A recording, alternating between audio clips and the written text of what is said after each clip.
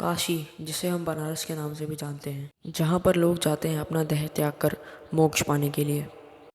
लेकिन क्या सबको बनारस में मोक्ष मिलता है? अगर हाँ, तो क्यों? ये जानने से पहले आइए जानते हैं कि काल भैरव कौन है और वो कैसे मोक्ष दिलाते हैं। काल भैरव, जो कि शिव जी के अवतार हैं, कहा जाता है कि वही काशी के कर्ता धर्ता हैं और वो ही काशी के अंदर सबको मोक्ष दिलाते हैं। लेकिन काल भैरव का ऐसा क्या काम होता है जिससे कि वो लोगों को मोक्ष दिलाते हैं? या तो यूँ कहें कि काल भैरव हमारे लाइफ में ऐसा क्या करते हैं कि हमें मोक्ष मिलता है। तो काल भैरव हमारे पुराने कर्मों को डिलीट कर देते हैं, जिससे कि हम कॉन्शियस हो जाते हैं और मोक्ष पाने के लिए रेडी हो जाते हैं। अब जिन लोगों को नहीं पता है कि मोक्ष क्या होता है, उन्हें मैं बता दूं कि मोक्ष यानी कि हमारा जो धर्म है उसमें बताया गया है कि हर एक इंसान पुनः जन्म लेता है धरती पे। लेकिन मोक्ष तब होता है जब आप पुनर्जन्म के इस बंधन को तोड़ के भगवान को प्राप्त करते हो लॉ ऑफ कर्मा के द्वारा। तो अब लॉ ऑफ कर्मा क्या होता है? लॉ ऑफ कर्मा कहता है कि जब एक बर्ड जिंदा होती है तो वो चींटियों को खाती है, और जब वो बर्ड मर जाती है तो चींटियाँ उसे खाती हैं। इसलिए समय का पासा कभी भी पलट सकता है। सीधा सीधा समझे तो जैसा आप इस दुनिया को दोगे, सेम वैसा ही आपको इस दुनिया से मिलेगा। अगर आप अच्छाई बांटोगे तो अच्छाई मिलेगा, और अगर आप बुराई बांटोगे तो बुराई मिलेगा। लेकिन क्या कोई भी मोक्ष पा सकता है या भगवान को पा सकता है, चाहे उसने अपने जीवन में कितने भी पाप किए हों? बस वो काशी चला जाए और अपना देह त्याग कर दे तो क्या वो मोक्ष पा सकता है?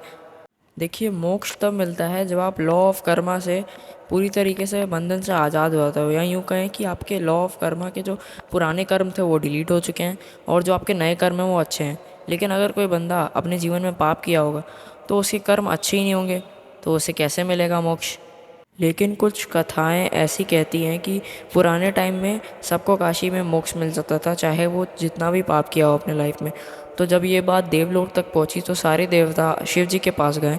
इसके बाद शिव जी ने भैरव बाबा को ये आदेश दिया कि अब काशी में सिर्फ उन्हीं लोगों को मोक्ष मिलेगा जिन्होंने अपने जीवन में पुण्य किया होगा और जिनका मन साफ होगा।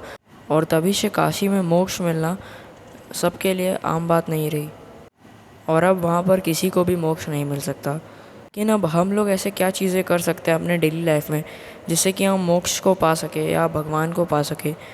इसका उल्लेख हमें कई पुराणों और ग्रंथों में मिलता है, जिसमें से सबसे पहला है, गुस्सा इंसान का शत्रु होता है, इसलिए हमें बिना वजह कभी भी गुस्सा नहीं करना चाहिए।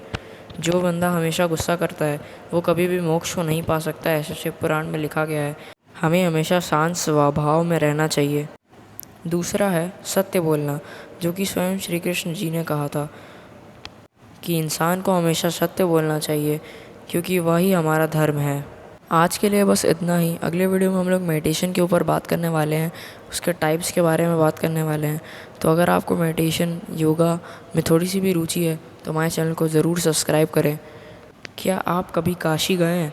अगर हाँ, तो आपका विज़िट उधर कैसा रहा हमें ज़रूर कमेंट में बताइए। और अगर आप वाराणसी और काशी विश्वनाथ के लगातार अपडेट्स को जानना चाहते हैं तो कमेंट में और डिस्क्रिप्शन लिंक में मैंने एक यूट्यूब चैनल का नेम दिया है जो कि ओमी व्लॉगर करके है, उसे जाके ज़रूर सब्सक्राइब कर लें। आज के लिए बस इतना ही। मिलेंगे अगली वीडियो में, तब तक के लिए जय सिया राम।